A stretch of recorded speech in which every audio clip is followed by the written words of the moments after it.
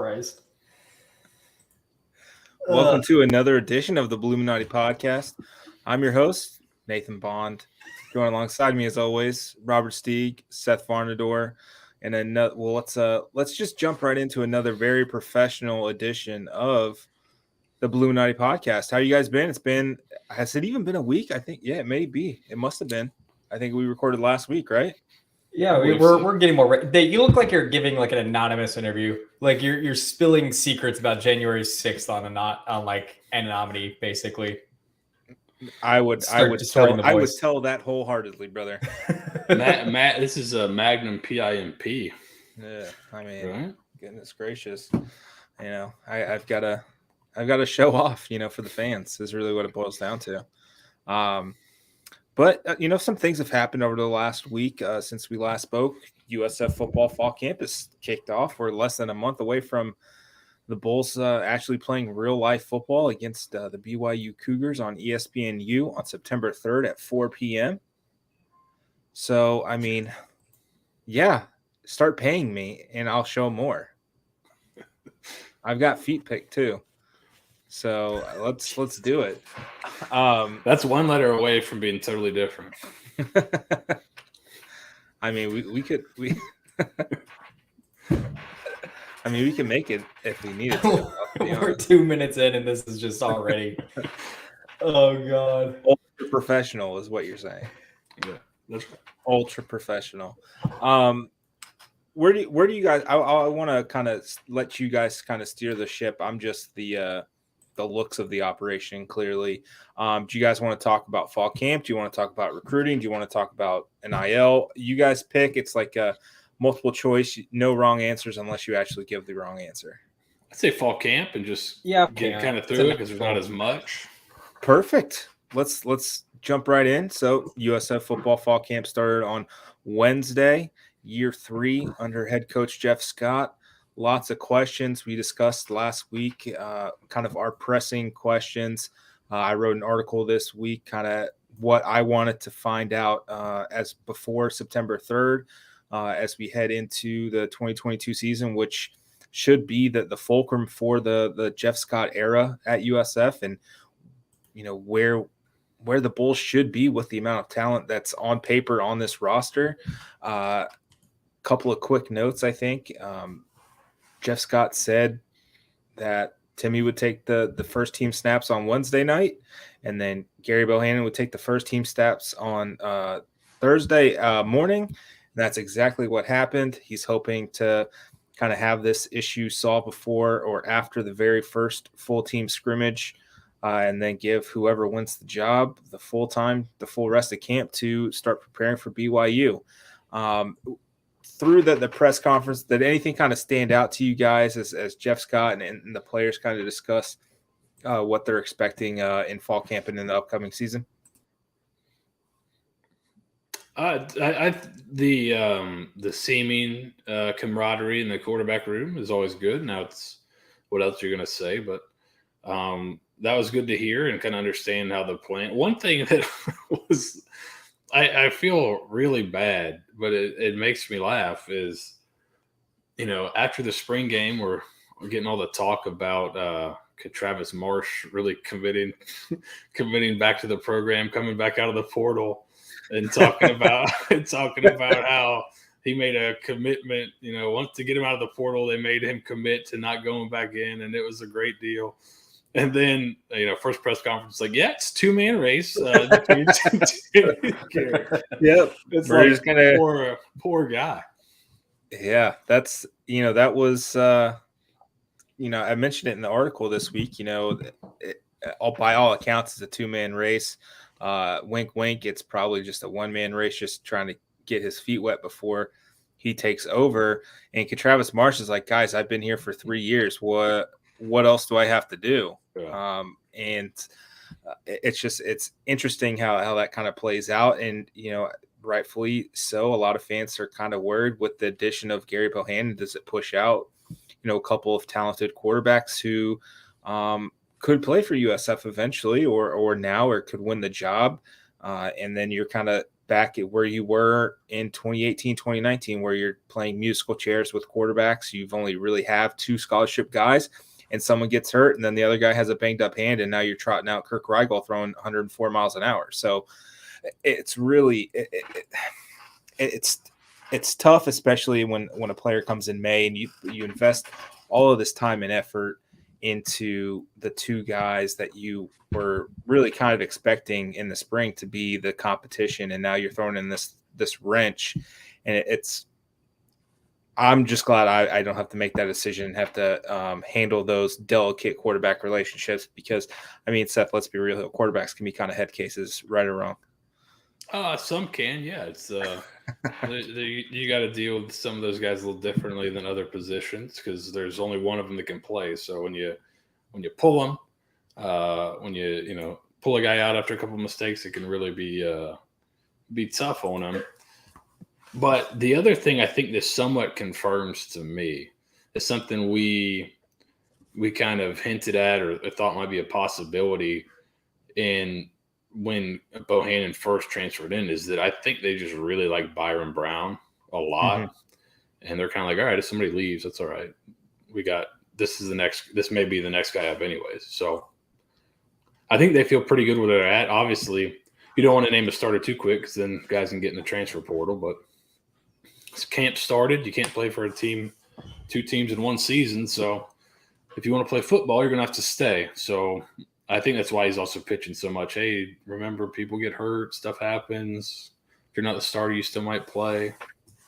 Right. But and Bohannon seems to be the guy, but we'll see. Yeah. I mean, the way that Gary was kind of holding himself, because I feel kind of uncomfortable comparing it to Timmy, because Timmy is a true freshman. You kind of get deer in headlights at times, especially talking to reporters, talking to media and everything. But Gary does carry himself quite a bit differently. Obviously he's had to deal with the ebbs and flows of being on a Big 12 championship football team. So, he gets a little bit more cut of the conversations, at least when we see them with their helmets off. So it was nice to hear Gary kind of talk, be candid, at least kind of letting us know why USF, how that came to be, because by all accounts, USF never have been on his radar. But it was nice to hear that, there's some mutual connection between him and a strength coach, that connection happened. And mm-hmm. He was like, fuck yeah. I mean, like, look at those Tampa summers, look at that Tampa food, beaches are right there. Why not choose USF? So it was nice. But I think ultimately, Jeff Scott's going to give quite a little political statement saying, whoever the starter is, the other guy has to be ready. And I know that might worry some fans, as Seth kind of mentioned. The musical chairs of last season's starter didn't exactly exude confidence whenever Jeff Scott says, oh, yeah, the other guy has to be ready too. But I think it's a little bit of a different situation when you say what Jeff Scott did, which was last year you had 4 guys and you just kind of threw shit at the wall and hoped that one of them was going to be good. But now they feel confident that 2 guys can go in there and win. But you have to be ready at some point, because you could have a situation, I don't know, like Alabama in 2018, when, you have your starting quarterback the entire season. You have a promising true freshman. You got to figure out how to, get this guy into the mix. All of a sudden, in a big moment when an injury happens late in the season, you kind of have to have that guy ready. So I think it's a very natural thing. And I know there was a lot of worries about, what Timmy would think if Timmy was going to transfer. I mean, of course, he's going to be a little pissed off that another quarterback came in, but that's just the natural competition of it all. I don't think that there was any, malice. I don't think Timmy's, sitting there with a dartboard in his dorm room throwing darts at Gary Bohannon and Jeff Scott for having that situation. I think it's going to put more confidence and put, better competition on the field, and better competition puts better product on the field. And, hopefully that leads to a few wins. Would be interesting if he did, though, Ray Finkel style, but it would actually be left hand. I'm sorry. Idiot. Laces out, Dan. Quick question, fellas. Do we want to talk about grits? When don't we? The breakfast? Does this chest hair not say grit to you? It does say grit. Grit. So Grit. we finally got the well, I think they told us it before. I think AJ might have said it in like an interview, but we actually got Jeff Scott to tell and explain to us what the grit scores and rankings were. Steve, he told us at the coaches clinic. He Nathan did. and So okay, so I Oh, all right, sorry, so I wasn't invited. you I were mean, invited. Everyone was invited. I would not pass as a coach. Look No, at you me. got the mustache. Do you think I passed as a coach? Yes. You got the mustache. You could pass. Nate, you could absolutely pass as the offensive line coach at Clearwater. Wear a Catholic. just wear a whistle. You would have been fine. That's all you need. Bro, they didn't care if you were a coach or not. They just wanted your money. That too. It wouldn't have mattered. Yeah. But I thought I legitimately thought I was going crazy over the last couple of days as they were discussing the grit rankings.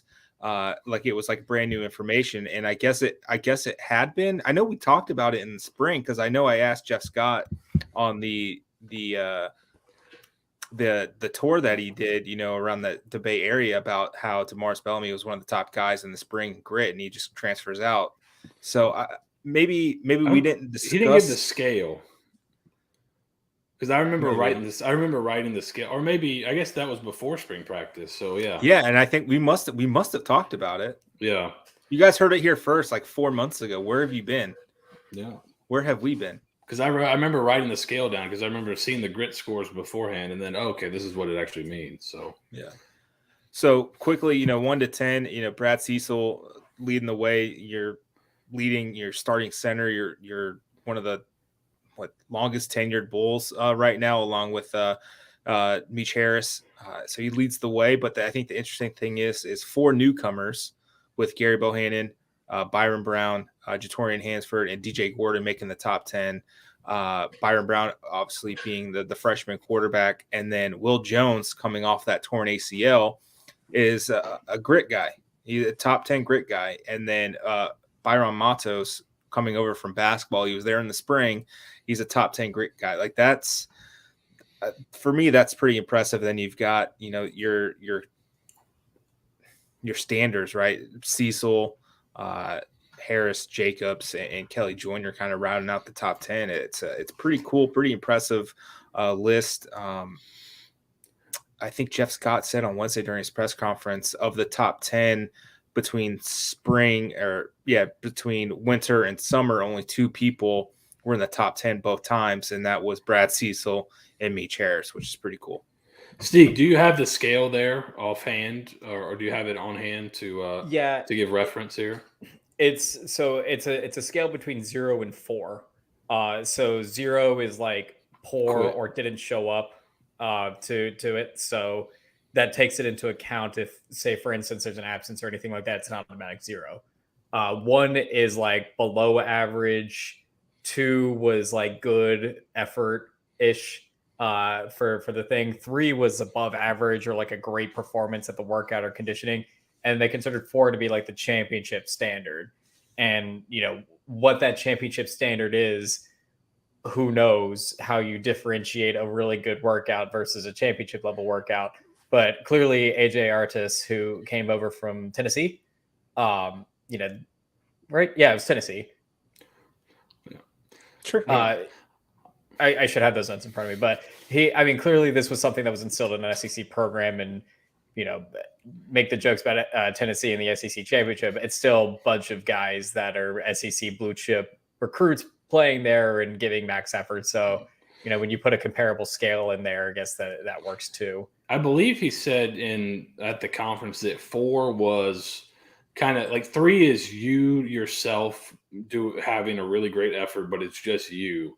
4 is like adding like the leadership component into it, where you're dragging guys along or helping other guys do better. So that was kind of 4 was kind of more you are a leader and you're doing it and helping other guys. 3 was closer to you're doing really well, but you're more focused on just you. So that makes sense why Brad Cecil's there, because that guy is just exudes juiced leadership in the highest. And the nicest juice, not like the good juice, not the bad juice. Yeah, good juice. I can't say that actually. But yeah, I mean, it should be no surprise that Brad Cecil at the top here. I mean, he's kind of, for lack of a better term, the face. He's a fan favorite. He's fun to watch. He's fun to interview. He seems like a guy in the locker room that's just bringing up everyone, metaphorically or spiritually or whatever it needs to be. So no surprises to see Brad Cecil, the Diesel, at the top there. And 3 starting offensive linemen in the top 5, right? Mm-hmm. Yep. I mean, Demontre Jacobs, kind of a under the radar signing. I feel like at the time, you don't want your offensive linemen to make a big name of themselves or anything, but we haven't heard Demontre Jacobs named that often during the game, which is always a good sign. I thought he had I thought he showed some really good skill and some really good tools to go forward with last year. I think he's a guy he's so big and long armed, and he's got some athleticism. I think he may have the most kind of upside on the offensive line, even though hasn't been here as long as some of the other guys. Right. He's definitely a guy that, will probably end up finding his way onto a few draft boards when he's draft eligible. And I wouldn't be surprised if he is drafted at some point, just because he's been pretty consistent, and he was consistent basically all of last year. I don't think he really had any big, like, mind-numbingly bad performances or anything like that.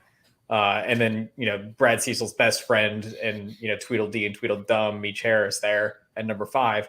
Again, good to see that you have, 3 offensive linemen in the top like that. So, might as well get your best friend involved at the same time. I swear, watching videos of Meech and Brad, it's like watching 2 5-year-olds that just had pixie sticks at a youth baseball league. Like, they're just dudes having fun. Just guys being dudes. Just guys being dudes. Just a couple of guys being dudes, man. Just a couple of guys being dudes. I think kind of I know we talked about it last week. Some of the weight gains from that we kind of heard about. They had their official weigh-ins on Tuesday. Tramel Logan obviously was a big one. He started when he got to USF, he was about 211. Heading into summer, he was 237, and now he's up to about 250. That's a guy along the defensive line who's he had the pass rush skill set. I think he had one of the only 3 sacks in 2020 on the defensive line. And I think it was in that Memphis game.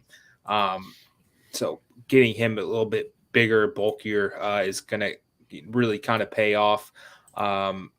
Xavier Weaver put on 10 pounds. We talked about. You want to throw up the video? Yeah, absolutely. Let's throw it up here. Let's throw it up.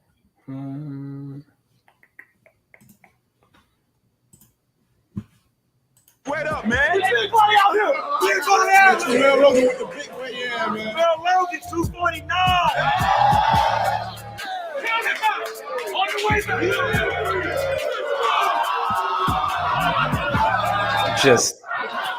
I mean, a Joe. What? That is incredible.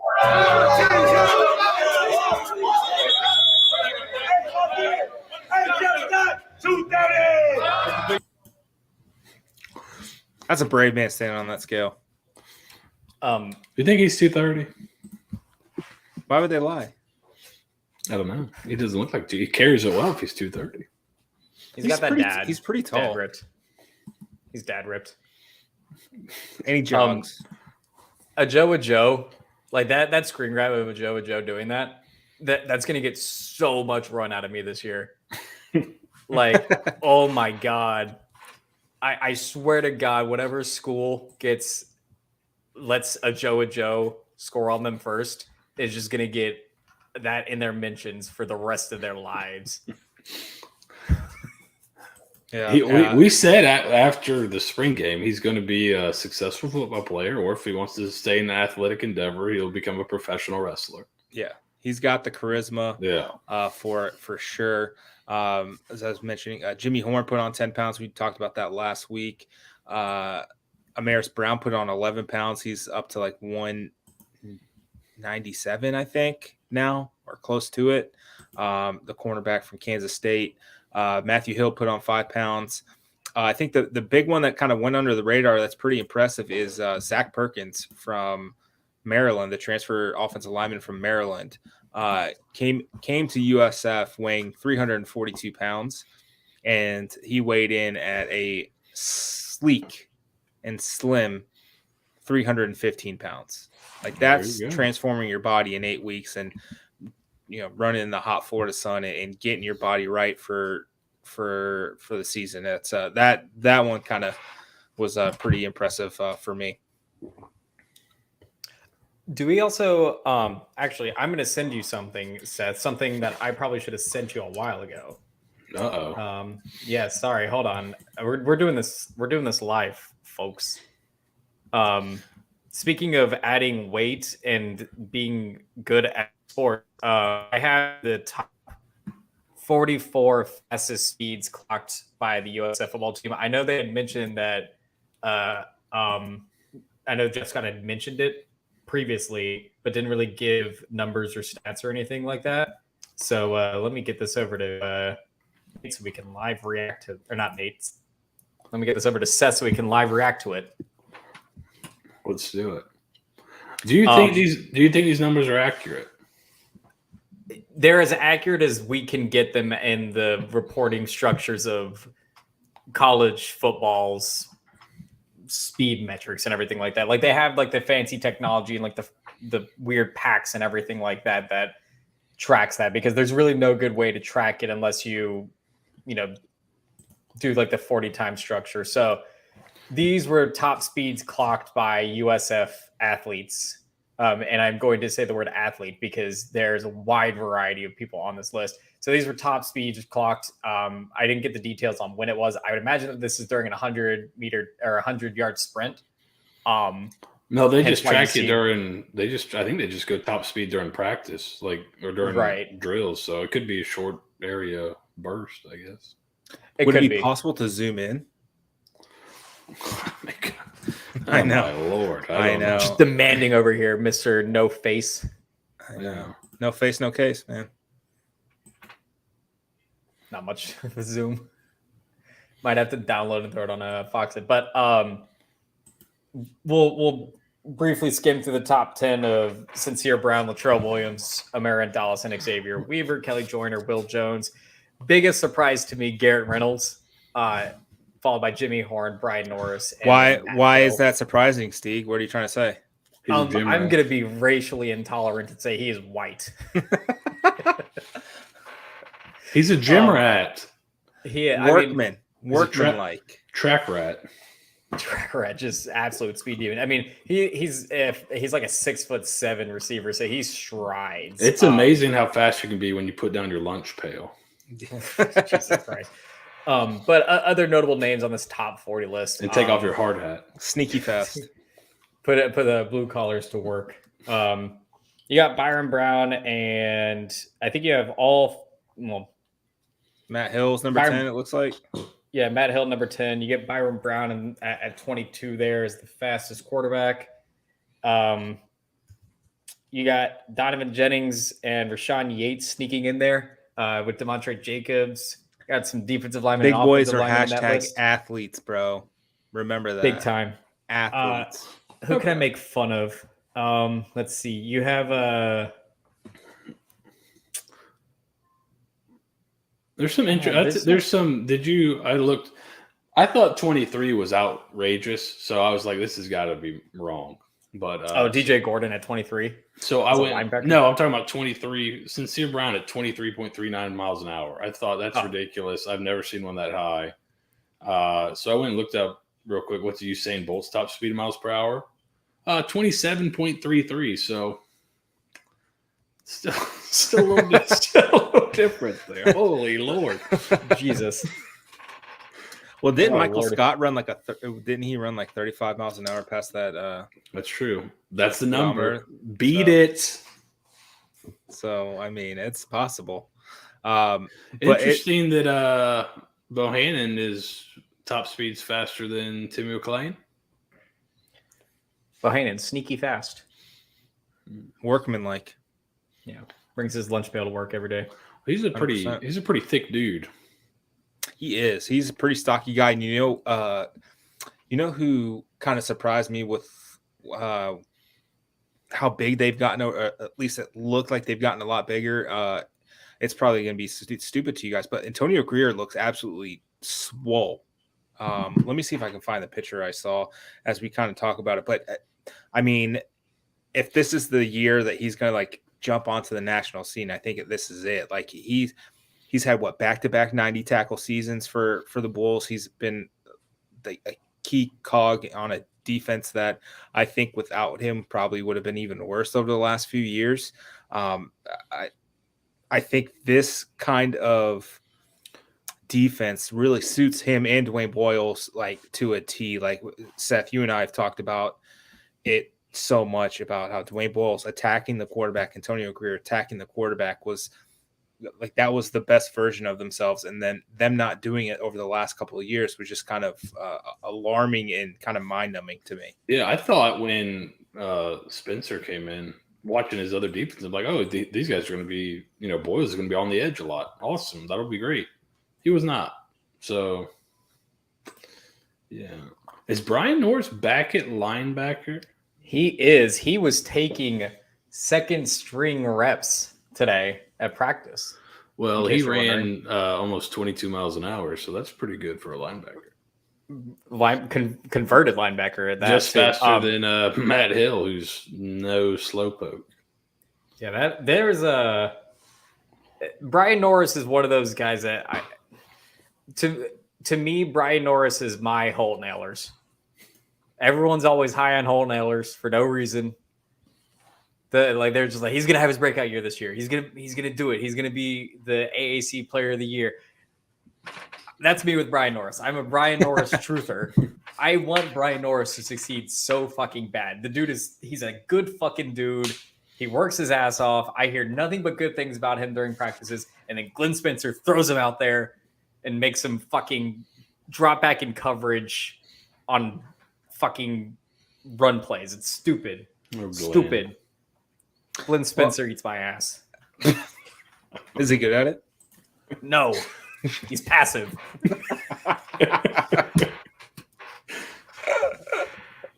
Oh my god! I'm angry over here about Brian Norris being misused by Glenn Spencer. Save this podcast. Oh, listen, I would imagine that would take some aggression. You can't just sit. I don't think you can sit back and just wait your way through that. Oh get us back on track, Nate. Hurry, please. Nah, I think we sit in it for a minute. Just let it stew. That's what Glenn said. Just sitting it for a minute.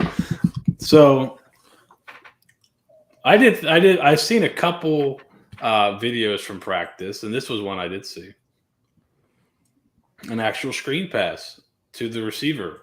Out wide. I think it's to Xavier Weaver, and the linemen are getting out in front of it. It's not just kind of a simple bubble screen or something like that. So I thought that was interesting. That's something we saw looking back at Trickett's old teams.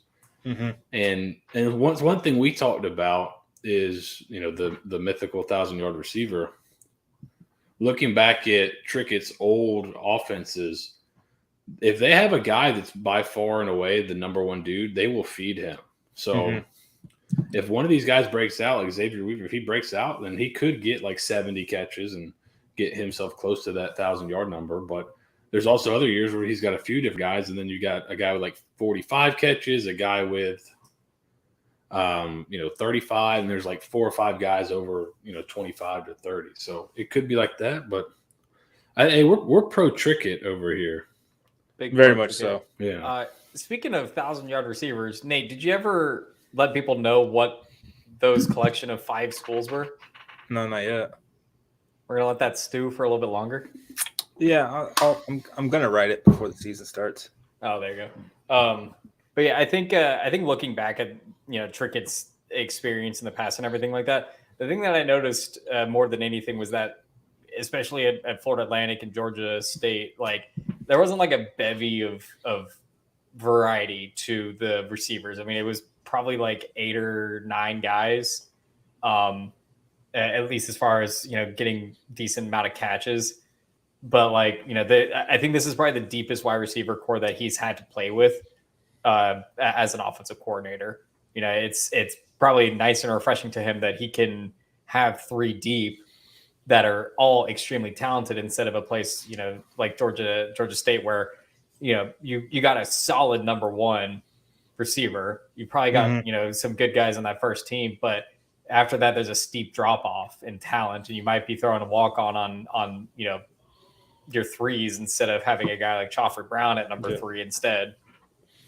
Right. And you guys kind of touched on it in our Slack channel. I think it was yesterday, pulling up real quick. Steve, you mentioned Penny Hart at Georgia State had 74 catches in 2017. I think he ended up with close to like 900 and something yards. Caleb Woods at FAU in 2016 had 68 receptions. I think Seth, you mentioned it. Like if you're the top guy, he'll feed you. And both of those seasons, they were like second. Yeah, they were like 30 plus receptions clear of second place. So if there is a number 1 guy, he makes sure to get the ball into that person's hands. Now, who the number 1 guy is still a question. I think it's probably still Xavier Weaver. I mean, the guy, finished with 58 catches last year, averaged over 17 yards per catch. If he hadn't missed those couple of games, he would have been pretty close to the school record for, I think, yards in a season.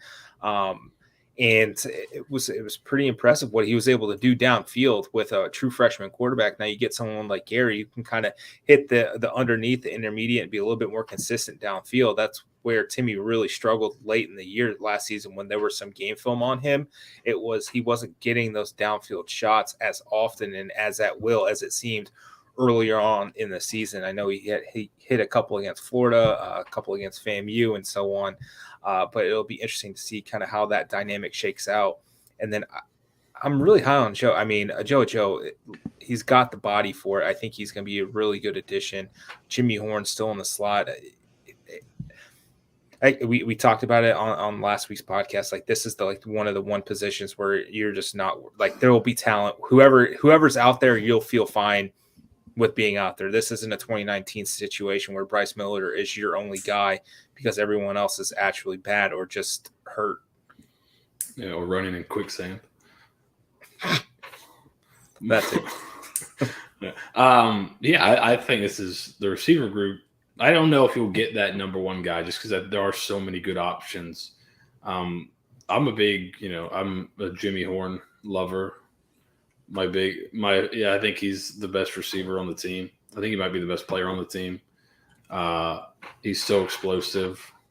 But yeah, Weaver's really good too. Joe, I haven't seen a ton of him. We saw him in the spring. He looks like he's got the frame and can do some things. He's got super long arms. He's kind of, you saw him flexing.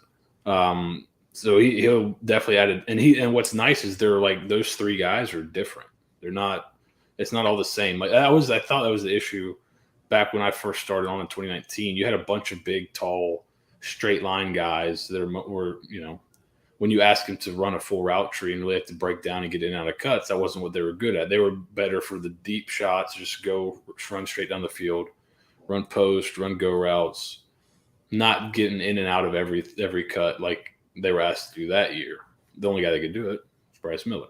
Now you've got guys that I think have a variety of skill sets. You've got guys like Daquan Stanley, who's kind of waiting in the wings a little bit and has gotten some love for making the switch. And he was a guy that his tape in high school was unbelievable on the offensive side of the ball. And I remember Steeg and I talking about it and being like, why are they moving to the defense? He looks unbelievable on offense. And it's nice that he's going back. That shows they also have depth on defense where he can move back. But you're in a much better position. I think there were 5 or 6 guys at receiver here that are better than anybody you had in 2019. Yeah, absolutely. And Steve, I think you mentioned it. Like, this is the most talented wide receiver room since MVS and Tyree McCants and Rodney Adams kind of roamed the sidelines.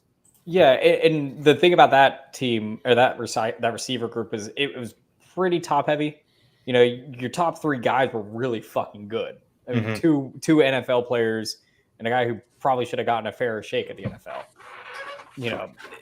that's nothing to stroke at. But after that, you kind of had a talent drop off a little bit. So it definitely is nice that you can kind of look and compare it to that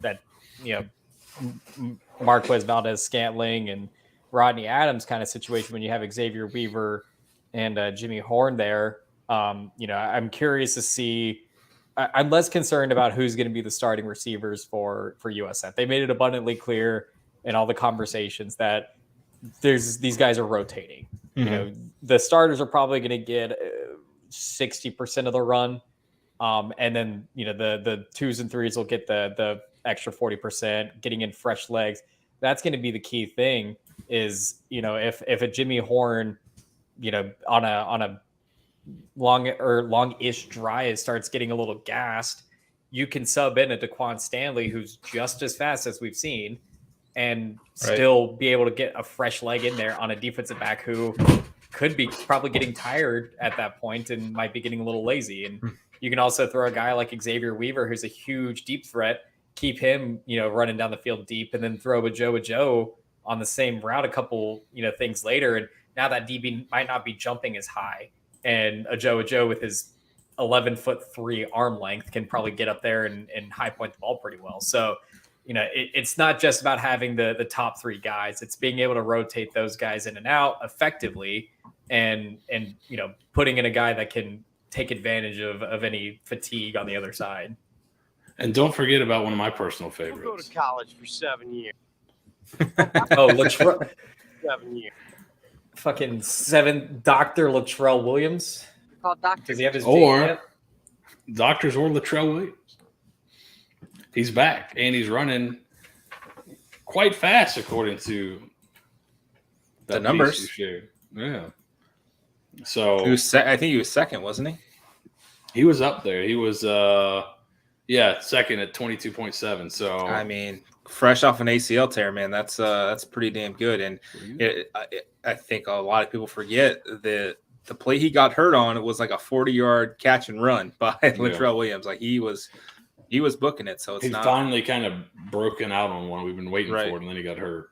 And then he got hurt on a pretty inconspicuous kind of tackle. It just kind of, I think his foot got stuck in the ground and he went over, and that was it.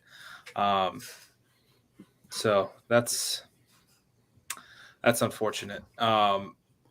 Let's see, what else do I actually want to talk about? Oh, a couple of medical retirements. We already talked about Smoke Davis having to medically retire. Kenny Scribner, who was the backup punter and actually starting holder, hurt his knee, and he is medically retiring. He's actually going to go work with the equipment staff.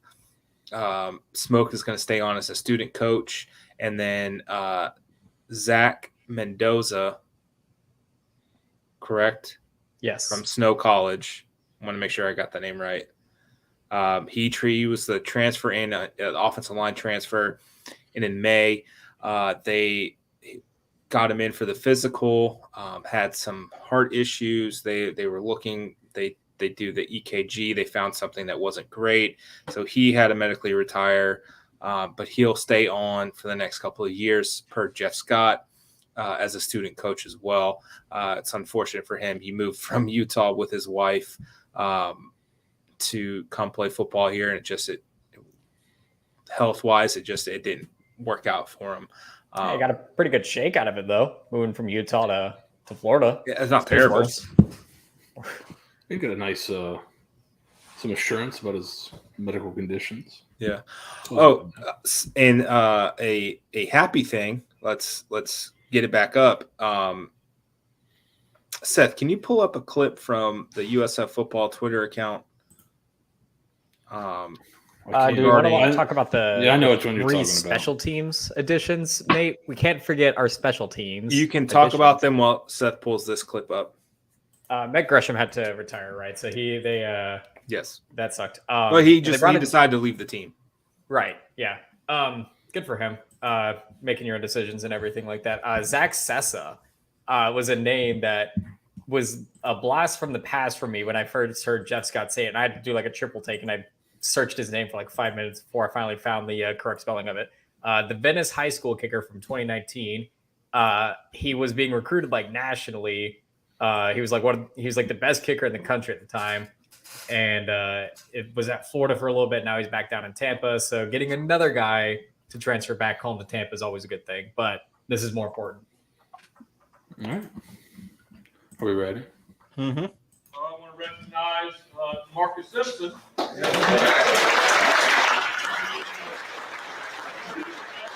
Today's another big moment because as of today, you're on.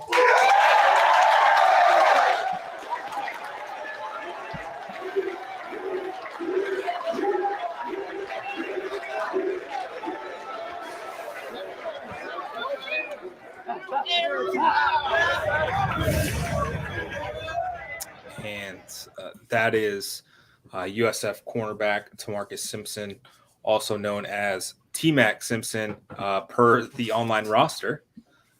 He is the Western Michigan transfer, Eastern Michigan transfer. Pardon me. Don't want to. I. How dare I upset Stan Heath like that? Eastern Michigan transfer corner. He came in and walked on last year, just due to how things shook out. Even though I don't really understand how it all works out anymore. He played extensively last season as injuries started to pile up. Now on full scholarship, so good for him. That's a burden. That's one less burden for him and his family to kind of have to deal with. And man, those scholarship videos will never get old. No, those are all. That's kind of what the great thing about college football is when those kind of moments and that kind of camaraderie. So it's always awesome to see those. And I'm glad that more teams are kind of putting those out now. So yeah, absolutely. Let's do a little recruiting, and then we can kind of wrap up. Unless there's something pressing that we want to discuss. Steeg, over the last handful of days, starting on Monday, I believe, of the official offers. Yes, started to go like the ones that you could actually commit to. Right. Started to be handed out. Yeah, this is where rubber meets the road, where the sausage gets made, where everything starts getting processed, as we like to say in the recruiting business. So this is where schools can officially give offers on August 1st to these kids, and you'll start seeing more official stuff from USF involving recruits come out. The fun way you can kind of differentiate, levels of commitments is who made the graphic, if it's the school that made the graphic or if it's just the random Hayes Fawcett or on free recruiter, whoever it is. So you'll see some very interesting things out of those guys sometimes. But yeah, so official offers started to go out. USF sent out about 15 or 16 of them, really not that much. And I think that's kind of a good segue into what this recruiting class is going to kind of look like. We did get a commitment out of Hewitt, Trustville, Alabama, Connor Knight. Again, phenomenal graphic, not made by the school. But yeah, so he's a big defensive lineman out of Alabama. Had about 37 offers from just all over. Notre Dame was calling for him. Miami, Florida State. It's usually really good when you can get a guy away from those two in-state schools, amongst other SEC programs as well that were courting him. And then I think more importantly, at a time where, the brand has become bigger than the soul, is Jackson State was also recruiting. Good old Dion was calling on Connor as local as possibly could. So getting Connor to commit was a big deal. His interview that he had with Will Turner was fantastic as well. If you want to plug Will's interview with him. He's a nice kid. That gives USF their third commit of the cycle. And if you've been paying attention around the state, this is about the time, this late July, early August timeframe is usually the time frame in which you'll see a lot of commits start rolling in. A lot of the blue chip guys will get committed before their season starts. They want to lock in their scholarships, especially on the first day that you can get that official offer and start going. We had our lovely rivals to the Ovitos to get 4 blue chip guys, out of nowhere. Some of them local. So Florida went from being a laughing stock to being one of the hottest teams in the country, but USF has kind of been stagnant. And with 3 guys committed on this cycle, you can kind of say, oh, what's going on? Like, why are we not getting these local guys? Why are we not getting more kids on the recruiting gambit? And it's a philosophy that I think is starting to change the recruiting cycle a little bit. You don't want to throw all of your scholarships out the window in the summer because the transfer portal is as limber and loose as it is right now. Guys are going to start entering the portal as the season progresses. These guys have been in college football programs for a year, 2 years, maybe 3 or 4 years, and maybe looking for a new home, looking for a fresh start. And USF could be that fresh start for them. We're not going to be the primary for a blue chip recruit. They might throw us in their top 5 or top 10, and that'll be nice at the end of the day. But I'd be very hard pressed to say that USF is in the position to take any blue chip recruits coming off of a 3-18 for the last 2 years. So we don't have a lot of momentum riding in that sense, but we do have a lot of momentum in the transfer portal sense and being a positive rebounding play for those guys that spent 2 years at North Carolina or a year and a half at Baylor or however long that were maybe originally from the Tampa Bay area and looking to come back home and be closer to family. So I think what Jeff Scott's philosophy is it's innovative. It's going to frustrate the shit out of fans. It's going to frustrate the shit out of the recruiting services too, because they have no problem waiting, which is very unlike a group of 5 program. I think long gone are the days where USF is going to take a 80 overall, a 79 overall kid from, Tampa Bay Tech or something like that. They're still going to get quality guys. The 3 guys they have committed are 3 really high quality guys that were getting courted by big schools. And everyone should be pleased about that. But, you can't really compare apples to oranges when we're not in the same conference as most of these schools that are recruiting in the state right now. So I think it's a new philosophy, and you don't want to blow your load. You don't want to throw all these scholarships out the window now when you could get a guy later. And it doesn't make a difference if they commit now or if they commit on December 12th, whatever the last day of early signing day is, or if it's in February. Michael Williams came in. He's our highest rated player in the class last year. He committed the day before National Signing Day. Go ahead. Sorry. I was going to say, if we took a lowly 3-star tight end from, bumfuck nowhere, we don't have room for him. Or if we try to make room for Michael Williams, they don't play anyone. So yeah. I think it's not. I think it's a smart strategy to, if you're going to sign high school guys in the early signing period, they got to fit everything you want. Don't kind of reach in the early signing period because, like you said, you have scholarships for the transfer portal. And then as the transfer portal shakes out and guys get told that maybe they're not a take anymore at some larger schools, well, now if you've been recruiting those guys and kind of keeping them warm, now they kind of get pushed down a level. So let's say Alabama gets some huge receiver transfer in, or Florida State gets a huge receiver transfer in. They were recruiting a guy that thought he was going to Florida State, and then the last minute they go, we're giving your scholarship to this recruit. You're not a take anymore here. Well, now all of a sudden you got a guy that's a pretty good player that's now back on the market, and a lot of the bigger schools are trying to fill up an early signing day. So I think it behooves you to wait for the second signing period to really go after the high school guys and go after what's left. And there's some pretty good players that are left. Now it gets pretty competitive there because you'll see new staffs. Like last year, Florida and Miami both had new staffs, and they signed what they could in the early signing period, but they also went really hard after like the top uncommitted players post signing. LSU did the same thing. So you'll get some of that, but if you're smart and understand where kids go, you really can get some quality players late that for whatever reason, like the kid from Michigan, he had some stuff that seemed like fall through in the early signing period because of an injury. Well, then you get him after the fact, and now you got a really good player, and you didn't have to sweat and probably expend as much resources in recruiting him. So I think it's a smart strategy, and it's something you're seeing happening in other sports now. CBS Sports just did like a big 3-part article on Florida's new basketball coach, who's really super analytically driven.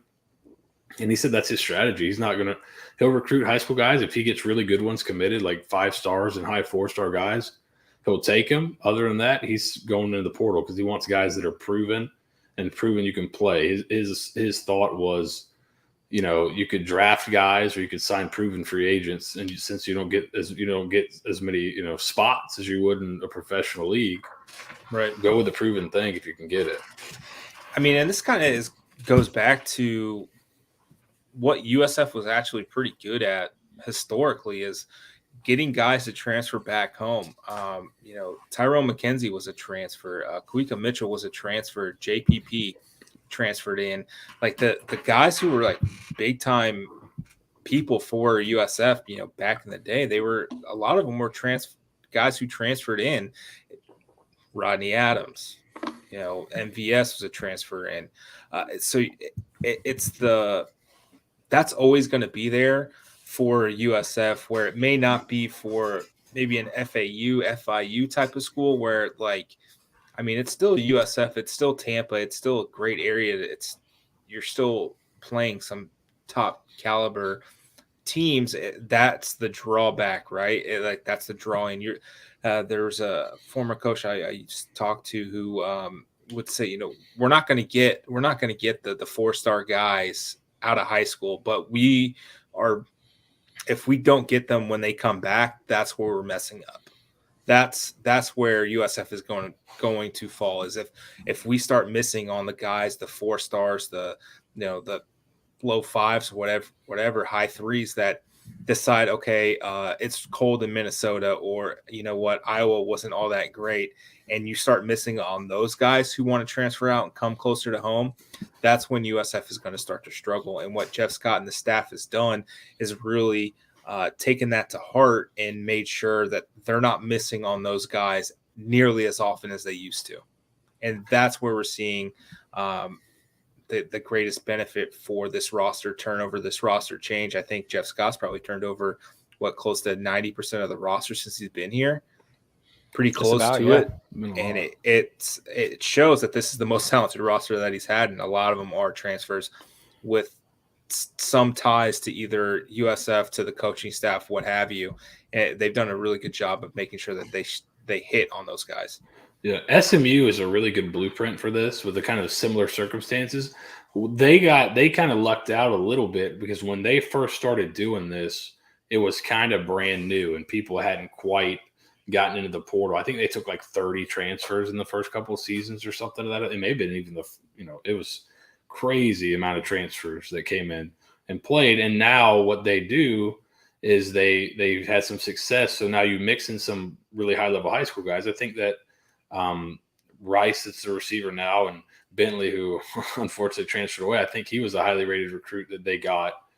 And then then you have your transfer quarterback in there, and you kind of mix those up, and now you have a pretty good team, and you kind of can build yourself there. So I think they're probably a good model to follow, even though it won't be I don't think it'll be quite as quick. And we've seen it hasn't been quite as quick because they were kind of on the leading edge of this and really got in there before people were all over the transfer portal.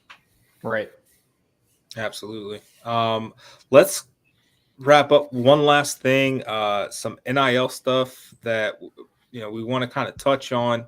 I know Steeg, you had something with Remy, or you kind of wanted to discuss that, and we'll kind of go big picture. I know there was something that kind of came out on Thursday evening, or at least hints of whatever it could be. So I kind of wanted to touch on that as well. Steeg, let's start with you first, and we'll wrap up with the other thing that dropped on Thursday. Yeah. So I was just perusing through Twitter as I normally do during my work day, during a work break, and came across this account called Clutch Sports, and did a little research, and I was like, oh, cool. I didn't know that there is a USF NIL shop that was specifically designed for the players themselves, that was kind of as a collective. Well, not a collective, but it was like advertising them all together instead of just like a one-off that like one of the players is doing. So I did I did what any sensible person does, and I go to the about page, and Right. I found a familiar face, one that I kind of saw last year when I was going through the USF roster and thought it was very interesting and didn't really dig too much into it. But Remy Bukowski was a transfer from Temple, originally from Fork Union, and he's originally from Canada. And he and someone else who is unnamed in this started this NIL shop for the various players on our team.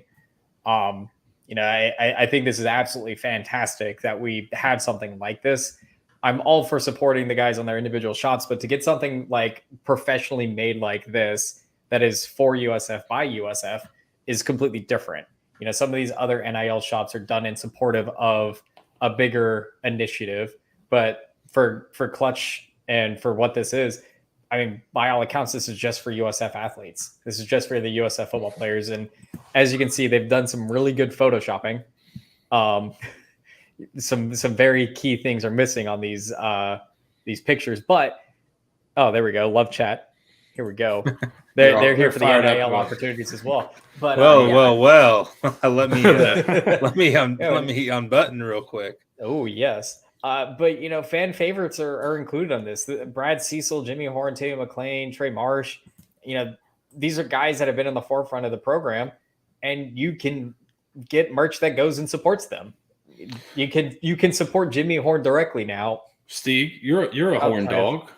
I'm big horn. You're a horn dog. You love Jimmy Horn. You can get some merch. Yeah, pardon my French. This is fucking fantastic. Like this is exactly what the NIL opportunities are for. Is for you to be able to represent your favorite college football player and support them through their endeavors through life, and more importantly, give them that cold, hard, sweet cash legally. That's right. Yeah, it's good stuff. Remy, fantastic job. If you listen to this, great stuff here. If you want to support the Grit Champion, Brad Cecil, get Brad Cecil a Grit shirt. Look at the post right here, or look at the pose right here. That's a low monkey yoga pose there. There you go. Let's see. So that's a good spot to support those guys. They all have kind of individual things there you can get. What is their Twitter handle, Steve? If people want to follow them on Twitter to see more, you need to give me more heads up than this. Well, their website. If you guys want to go to their website to check out the gear, it's clutchicons.com. And on Twitter, it is @clutchicons, and I'm willing to bet it is the same on Instagram, which is where they put most of their stuff.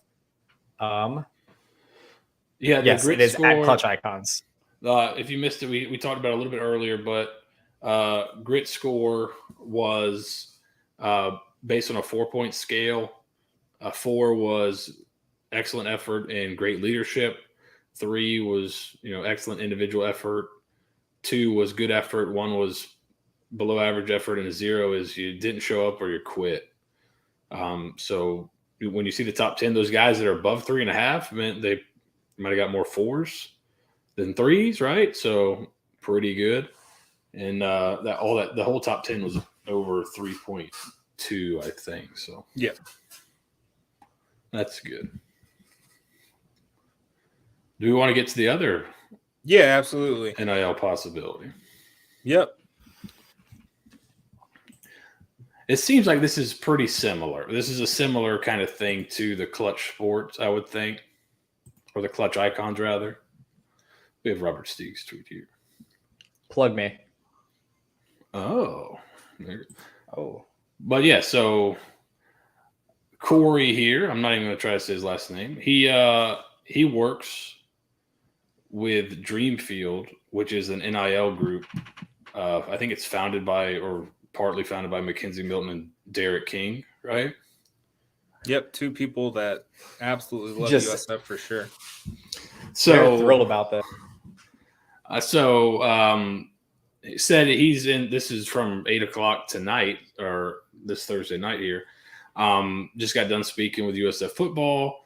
says we got a big NIL Friday, and you see a logo that probably says something about Fowler, I would imagine, and has a little bull in the logo.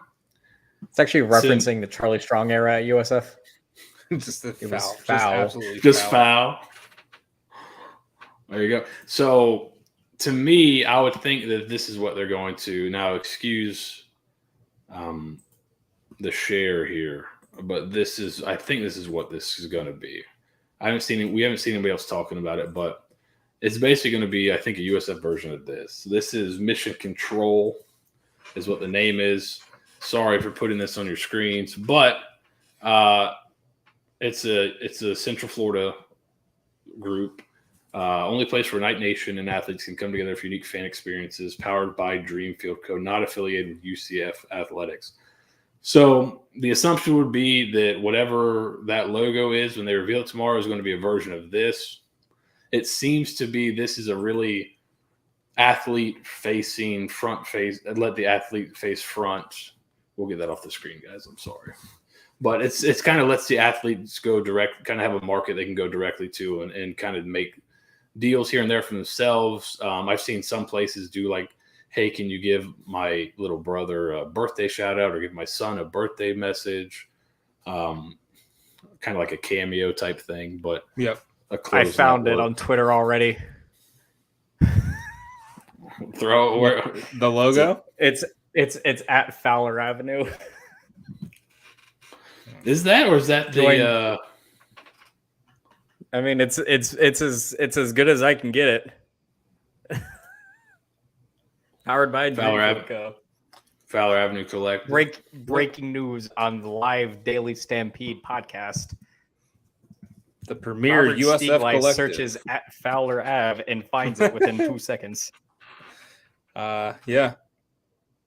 So here we go. They follow Dreamfield, and there are. Yeah. Followed by There you How many go. people are watching tonight? Followed by I don't Travis Trickett. Who knows? Well, here's the followers.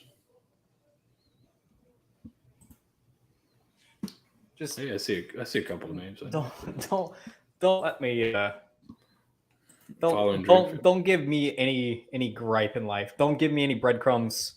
I'll ruin your surprises for Steve. So there you go. So there's the there it is. So I imagine it would be I'm on their pretty much website. Sorry, we should probably cut this. We should probably end this now before we get the government on our backs. Too late. I screenshotted it and quote retweeted it, so you're all right. Big Gov. We're all right. The feds. Yeah, what are they going to do? Anyway, man, this went off the rails real quick. We'll be back probably next week again. We'll have a full week of fall camp to discuss some more interviews with our media sessions. So we'll kind of go through that. And we're like four more weekends away. Is that right? We're less than a month. Yeah. Something like that. So 1, 2, 3. Yeah. 3 weekends away. He was excited. No, 4 weekends away. Sorry, I wasn't counting this coming weekend. 4 weekends away from USF football. I appreciate you guys tuning in, listening. Download the podcast, subscribe to the YouTube channel, because then you'll get the automatic notification that the video is about to go live, the podcast is about to go live. Check us out on iTunes, rate us, give us 5 stars even if you hate us. We're on Spotify, all the other streaming platforms as well. Shout out Anthony Vito for always making us sound better and look better than we actually are, even though I look pretty good here this evening. But make sure you guys check us out. We'll have content up in the coming days and weeks as we prep for college football season. Check us out, Stampede SBN, at Robert Stieg Life, at Seth Varnadore. I'm at Bulls Nathan SBN. Make sure you check us out. Give us a follow. Give us a like us on Facebook. What else? I think that's it for Seth Stieg. I am Nathan Bond. Thank you for listening to another edition of the Bulluminati podcast. Go Bulls. Go Bulls. Go Bulls.